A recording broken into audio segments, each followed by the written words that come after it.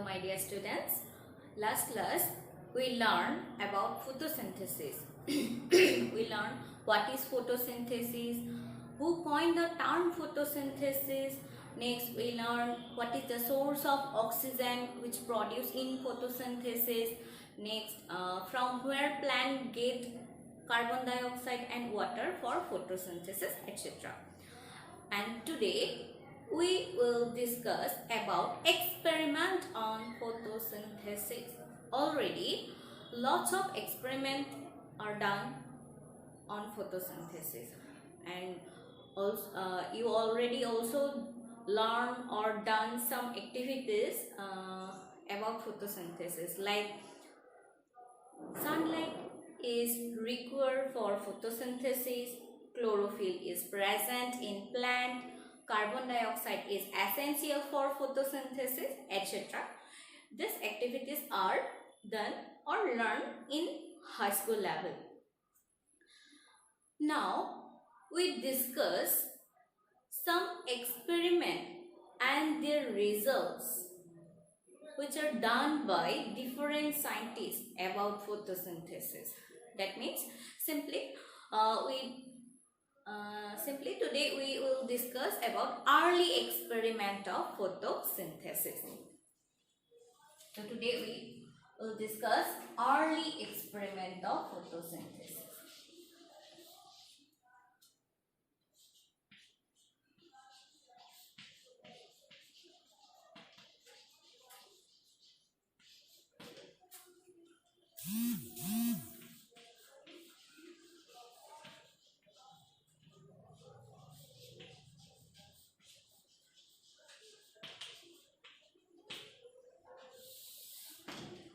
So this is our topic. So first we discuss the Joseph Priestley's experiment. So Joseph Priestley experiment on essential role of air in growth of plant. So we discuss first Joseph Priestley's experiment.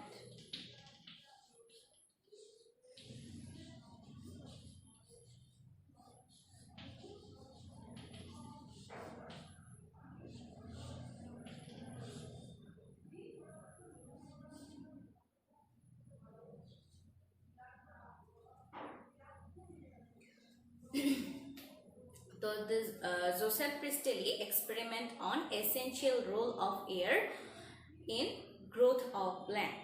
So in 1770 he done this experiment where he took a closed glass bell jar and put a burning candle inside the closed bell jar.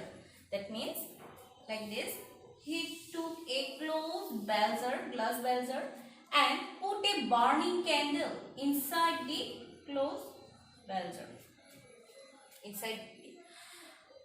And observed it. He saw that the candle was extinguished. That means off. And today you know why it happened. Already we know that for the burning, oxygen is required. Oxygen is required for burning. And candle was extinguished means there have no oxygen. And next, he put a living mouse. He put a living mouse. He put a living mouse inside the closed bell jar with the burning candle and observed it. He observed that the mouse gets suffocated and die, and the candle already extinguished. Next, he put a plant. Inside the closed bell jar with the burning candle and living mouse. He used another mouse because previous mouse was died, and that's why he used another mouse. So inside this closed bell jar, he put a plant with the burning candle and living mouse and observe under sunlight. And saw that this candle was continued to burn and the mouse was stay alive. So what happened to this?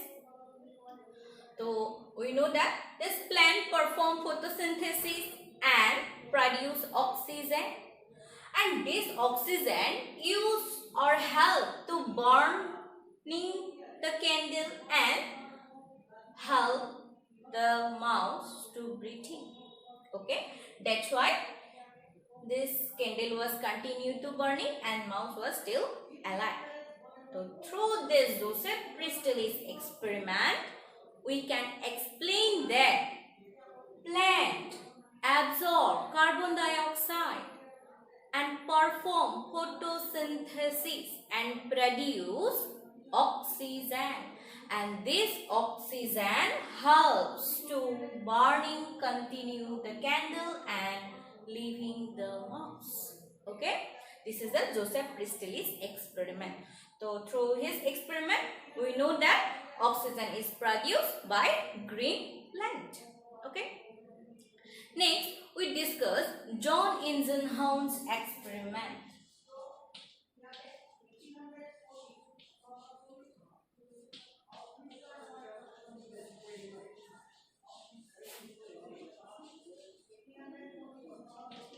Next, we discuss John Ingenhouth's experiment. So, John Ingenhouth's experiment on essential role of light.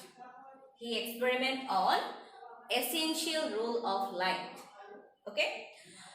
So, he used the similar setup as by the Priestley. He used similar setup as by the Joseph Priestley. But he observed this setup once in bright sunlight and next in dark region. Okay. So what happened? So when he observed this setup in sunlight, during sunlight, he saw that this candle was continuing to burn and mouse was still alive. But when he observed this setup in dark region, he saw that the candle was extinguished or off and the mouse gets suffocated and died. So why it happened?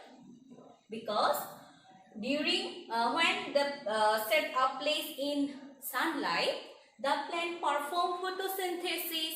That means the plant use the light energy and perform photosynthesis and produce oxygen. And this oxygen helps to burning the candle and light the mouse. That means help in breathing mouse. Okay. But when he observed this setup in dark region, then what happened? Then plant cannot perform photosynthesis and that's why oxygen is not produced. Though oxygen is not produced, so candle was get extinguished and mouse was died. So through this John Ingenhouth's experiment, he showed that in presence of light, plant purify the air, and this purified air help to burning the candle and breathing animals. So through this experiment, John Ingenhouth showed that light purify the air, that means produce oxygen, and it helps, this purified air helps to burning the candle and help to breathing animals. Okay, so we can say that means we can say that for the production of oxygen, plant require light. This John Ingenhouth also experiment with aquatic plant. He also experiment with aquatic plant. Aquatic plant means the plant which present in water. So he used aquatic experiment on which aquatic plant. So he used a hydrilla as aquatic plant. Hydrilla is an aquatic plant, and he used an experiment with this hydrilla. He experiment this hydrilla once in put a place in bright sunlight and next he place in dark region and observe it. That means look at this. So he take a glass jar and put the hydrilla plant. So he put the hydrilla plant like this such a way, and this setup he placed in bright sunlight and observed it. He observed that some air bubbles are produced. Some air bubbles are formed or produced nearby the plant.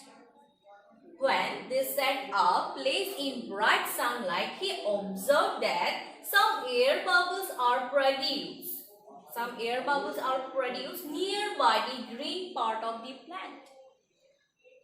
And when the similar setup he placed in dark region and observed it, he noticed that such air bubbles are not formed. When this setup placed in dark region, such air bubbles are not formed. Next, he managed to collect this air bubble which are formed in bright sunlight. So he managed to collect this air bubble like such a way. This is the test tube and this is the holder. Okay, this air bubbles are collected here, and later these collected air bubbles are found to be oxygen. The conclusion of this experiment is light is required for production of oxygen. Light is essential for production of oxygen. So, we learn from this John Inhouse experiment. From Joseph Priestley's experiment, we learn that plant produce oxygen, and from John Inhouse experiment, we learn that for the production of oxygen, plant require light. Okay. Next, we discuss Julius von Schick.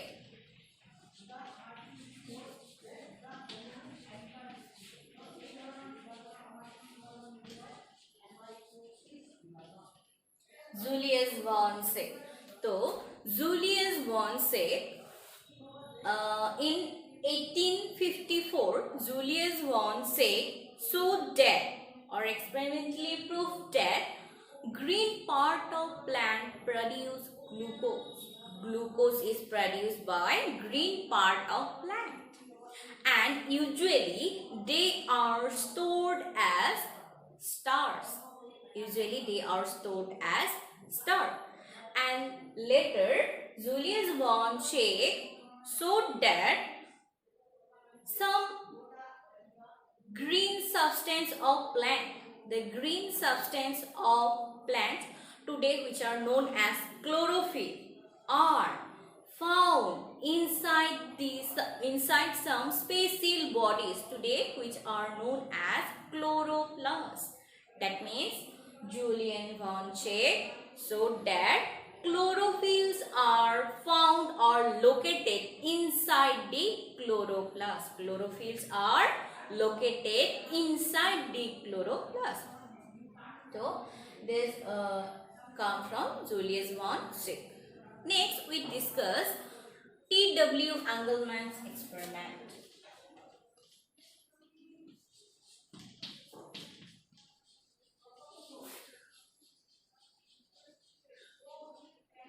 Next, we discuss T.W. Engelmann's experiment. So, T.W. Engelmann experiment on spreektown. T.W. Engelmann experiment on spreektown. So, he experimentally demonstrated that red and blue light is effective for photosynthesis. So he experimentally demonstrated that red and blue light is more effective for photosynthesis. So he used a prism. He take a prism. You know what is prism and it's look like. So he take a prism and transfer a white ray light through the prism, and it split all the color of light in Vibgyor. That means we can say that it split all the color of light like a rainbow. That means, so look at this. So he take a prism and transfer a white ray light through the prism, and it split all the color of light.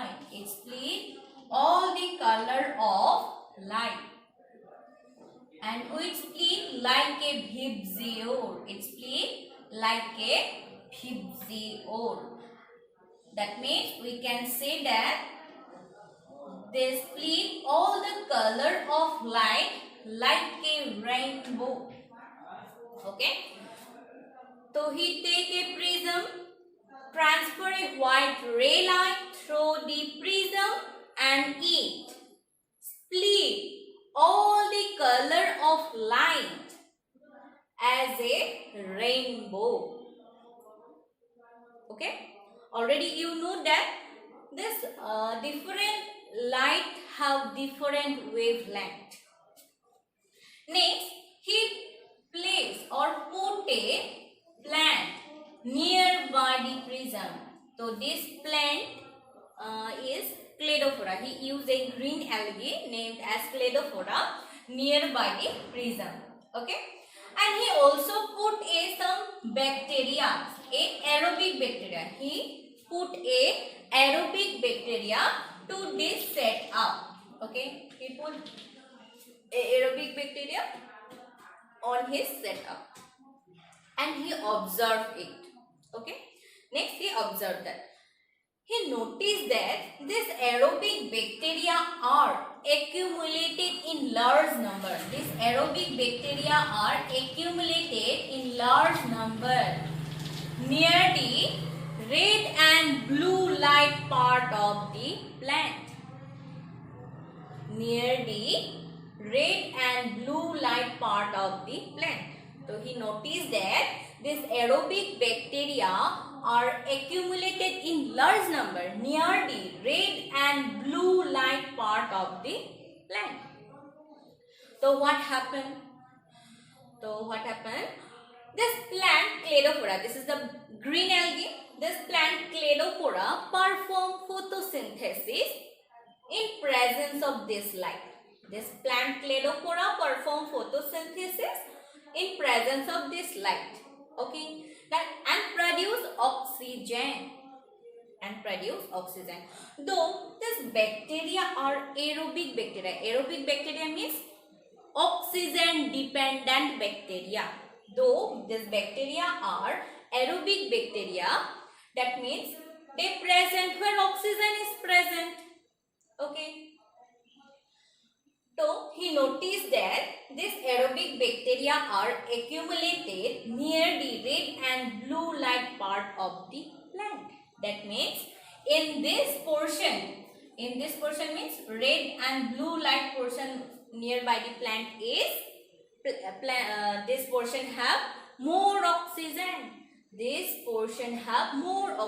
That means we can say that in red and blue light the rate of photosynthesis is higher. That means we can say that red and blue light is more effective for photosynthesis and they produce more oxygen. The rate of photosynthesis is higher means the rate of production of oxygen is higher. So there have large numbers of oxygen, and that's why these aerobic bacteria are accumulated in large number near the red and blue light part of the algae. So through this T.W. Engelmann's experiment, we can say that we can say or demonstrate that red and blue light is more effective for photosynthesis. That means we can also say that the wavelength of light effect on photosynthesis. So red light have a different wavelength, blue light have a different wavelength. So the wavelength of light effect on photosynthesis. So this another color also perform photosynthesis, but red is high in red and blue light. Okay, this is the T.W. Engelmann's experiment. Hope you understand. So again I can explain you. So T.W. Engelmann, so this experiment is important. From this experiment, question are come in NEET exam. So he take a prism and transfer a white ray light through this prism, and it split all the color of light. You know this light have a different color like a VIBGYOR. So when we pass a white ray light through the prism, it split all the color of light like a rainbow. This is the red portion and this is the white portion. This is the VIBGYOR. Okay. And next, T.W. Engelmann put a plant nearby the prism, and this plant is Cladophora, a green algae, and he also used a aerobic bacteria to this setup. He used a aerobic bacteria to this setup. So aerobic bacteria means oxygen dependent bacteria. Now he observed it. Okay, he observed it and noticed that these aerobic bacteria are accumulated towards the red and blue light part of the algae. These bacteria are accumulated in large number near the red and blue light part of the algae. So what happened? So this plant Cladophora perform photosynthesis in presence of this light and produce oxygen. Though these bacteria are oxygen dependent bacteria, so they present where oxygen is present. He noticed that this aerobic bacteria are present or located or accumulate near the red and blue light part. That means in this portion means red and blue light portion of plant have more oxygen, because we already know that oxygen is produced through photosynthesis. So this plant perform photosynthesis with this ray light and produce oxygen. That means in this portion oxygen is more, and that's why this bacteria are accumulated in large number. That means we can say that in red and blue light, the rate of photosynthesis is higher. That means we can also say that the wavelength of light effect on photosynthesis. So this is the T.W. Engelmann's experiment. Okay. Next, we discuss Melvin-Calvin's experiment. So we discuss Melvin-Calvin's result. Melvin-Calvin. So this Melvin-Calvin is the scientist. He get Nobel Prize. He get Nobel Prize in 1961.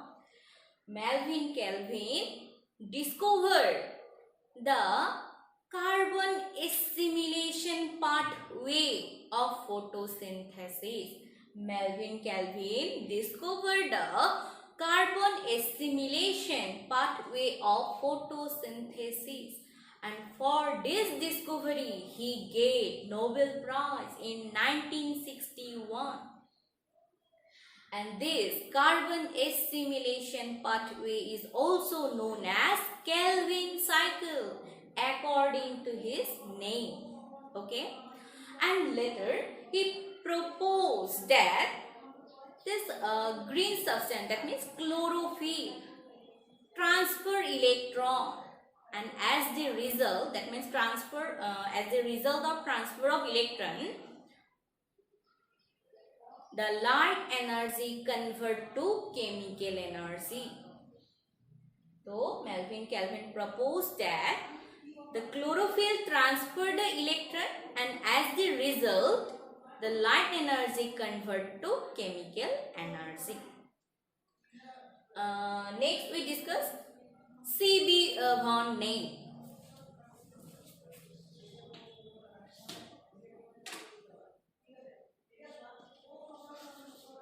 C.B. von Neil. We discuss the experiment of C.B. von Neil. So C.B. von Neil is a microbiologist. C.B. von Neil is a microbiologist. So microbiologist means he worked on microorganism, and that's why he is known as microbiologist.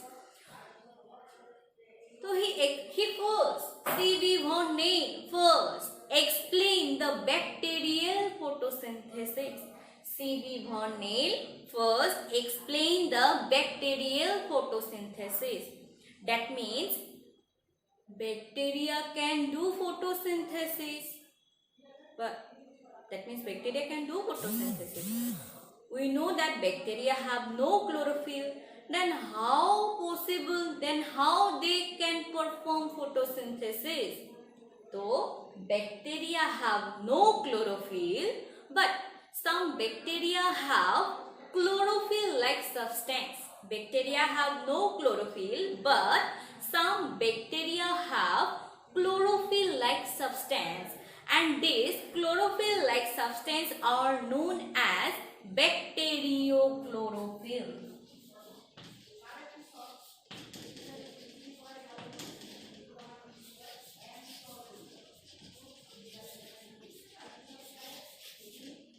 So, bacteria have no chlorophyll, but some bacteria have chlorophyll-like substance which are known as bacteriochlorophyll.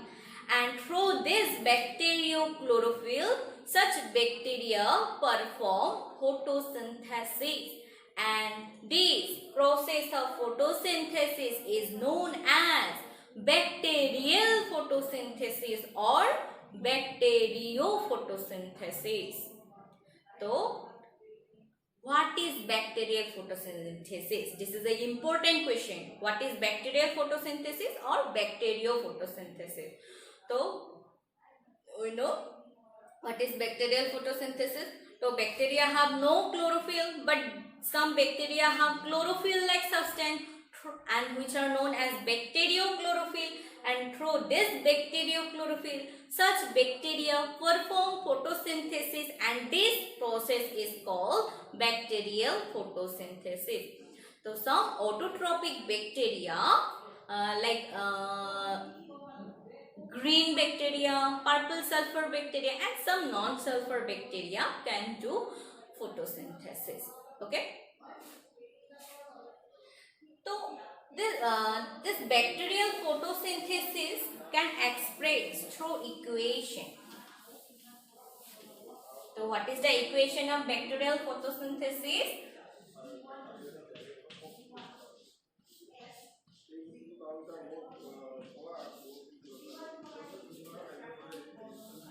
So, light is required because this is the photosynthesis process and produce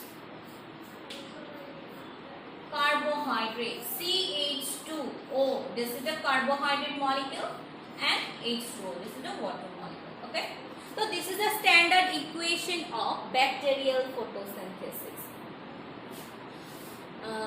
So you can see this equation is oxygen is produced here, So oxygen is not produced here.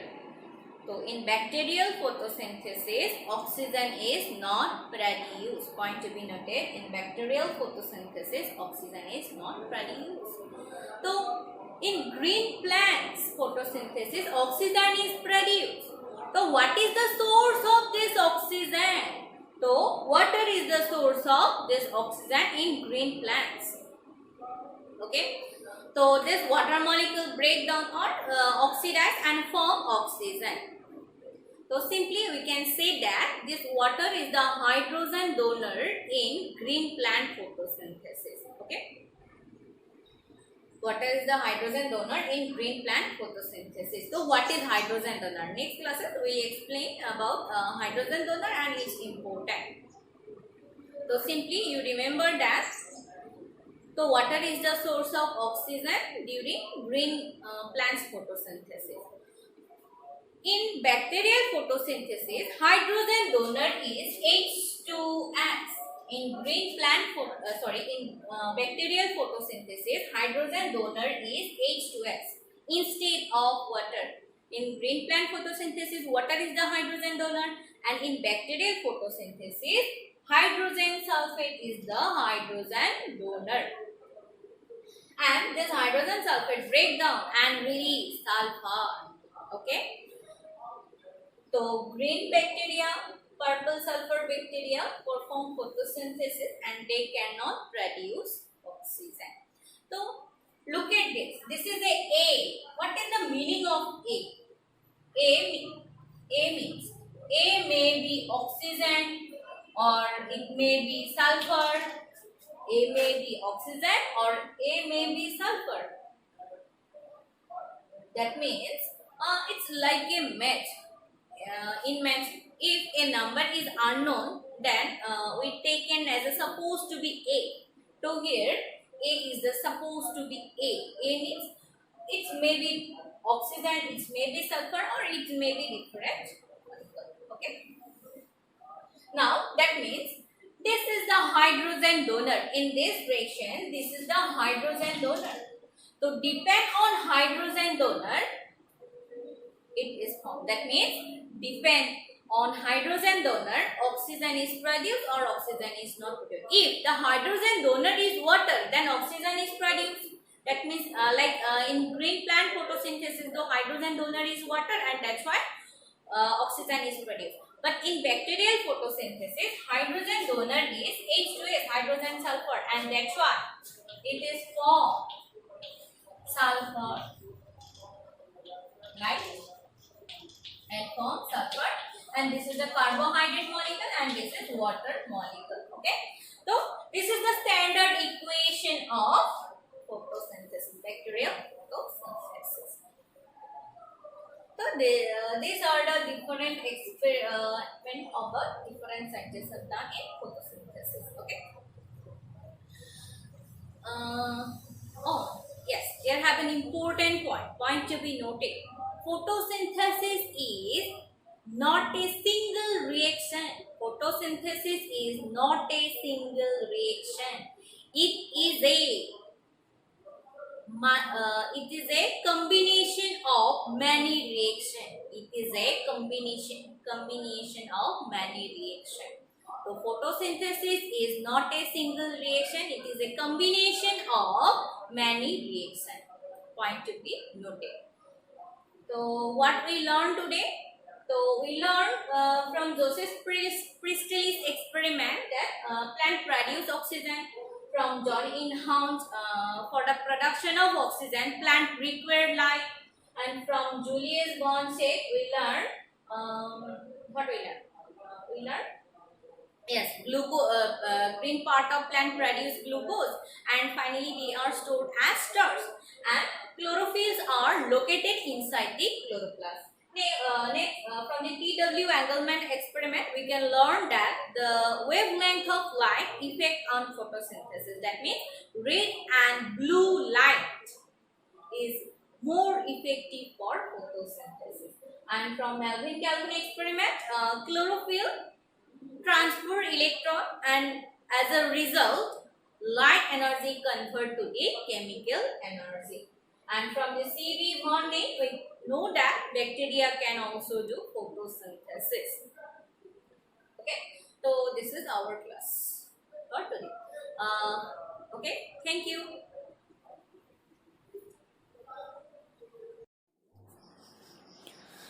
We discuss about Joseph Priestley's experiment. So Joseph Priestley experiment on essential role of air in the growth of green plant. He took a closed jar and put a burning candle inside it and observed it. He saw that the candle was immediately extinguished. So already we know that oxygen is necessary for burning, and candle was off means there have no oxygen. And next he put a living mouse inside the closed jar with the burning candle and observed it. He saw that the mouse get suffocated and die, and already the candle was extinguished. And next he put a green plant inside the closed bell jar with the living mouse and burning candle. So he used another living mouse and observed this setup in sunlight. He saw that the candle continued to burn and the mouse still live. So what happened?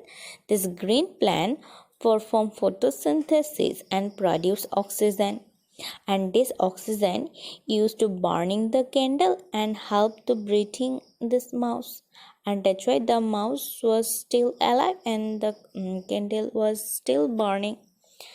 So through this experiment we can say that, or we can explain that plant used carbon dioxide in photosynthesis and release oxygen.